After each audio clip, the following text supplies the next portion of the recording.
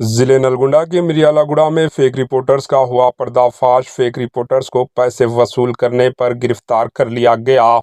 कुछ दिन से पुलिस को हिरासत करते हुए गैर कानूनी तौर पर रकम वसूल करने वाली गैंग को गिरफ्तार कर लिया गया।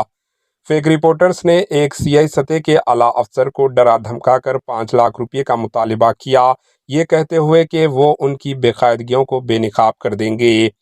फेक रिपोर्टर्स की हिरासानी से तंग आकर सीआई ने अपने दोस्त के जरिए 1,10,000 रुपये फेक रिपोर्टर्स के हवाले कर दिए, जिसके बाद भी बकाया के 4 लाख रुपये देने का डिमांड करते हुए सीआई की फैमिली को मुसलसल परेशान व हिरासान करने पर सीआई ने अपने आला अफसर से इस मामले की सारी दास्तान सामने रखी।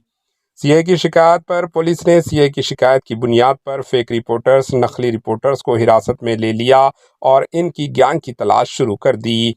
पुलिस के मुताबिक इन फेक रिपोर्टर्स की गैंग पर गुज़िश्ता में भी केसेस में मुलव्वस रहने की तस्दीक की गई। मिरियालागुड़ा पुलिस ने इनके खिलाफ 4 केसेस दर्ज कर लिए हैं।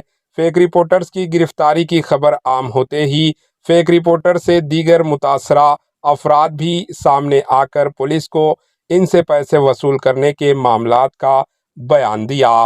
Bureau report, HN news.